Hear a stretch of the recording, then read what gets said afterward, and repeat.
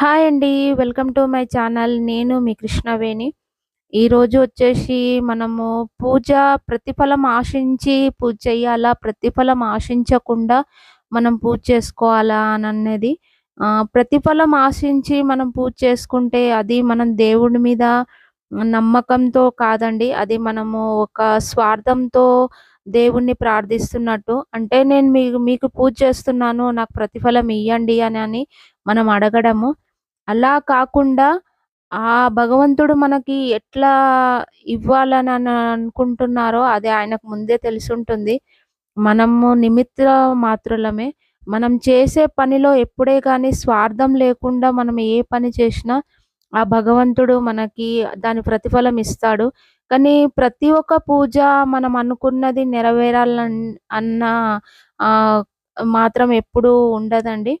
ఎప్పుడే గాని ప్రతిఫలం ఆశించకుండానే చేసిన దానికే ఆహ్, ఎట్లా అనంటే దాని ఫలితం ఉంటుంది. ఇంకోటేందనంటే ప్రతి పూజ చెయ్యడం అననంటే మనకి ఏవో ధనధాన్యాలొస్తాయి, లేదా మనము బాగుండాలి అని అన్నట్టు కాదండి. అది పూజ చెయ్యడం ఎట్లా అంటే మన ఇంట్లో సుఖశాంతులు, అట్లాగే మన మనశ్శాంతిగా ఉండడం కోసం మనం దేవుడికి దండం పెట్టుకుంటాము. అట్లాగే దేవుడికి దీపం పెడతాము. ఒక్కొక్కసారి మనం అనుకున్న దానికంటే ఎక్కువ కష్టాలు ఉంటాయి. కానీ ఈ పూజ చేస్తే మాకీ కష్టాలు పోతాయేమనేసి మన శక్తికి మించి పూజ చేసినామననంటే అది మనము అప్పు తీసుకొచ్చి మనం పూజ చేయడం అయిపోతుంది.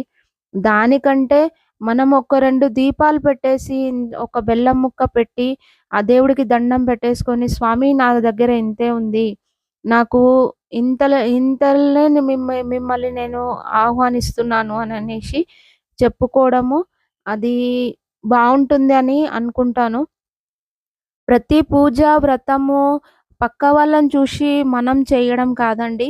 మన ఆర్థిక పరిస్థితులు ఎట్లా ఉన్నాయో దాన్ని బట్టి గూడా చూసుకోవాలి. ప్రతి పూజ ఫలితం రావాలి అననంటే దానికి టైం పడుతుంది. ఆ భగవంతుడు మనకెప్పుడు రాసిపెట్టి ఉంటుందో అప్పుడే ఇస్తారు అనేసి మన పెద్దలు ఊరికనే అనలేదు. పెద్దలు అన్న ప్రతి మాటలో ఒక అర్థం ఉంటుందండి. ఎందుకంటే వాళ్ళు అనుభవంతో చెప్తారు.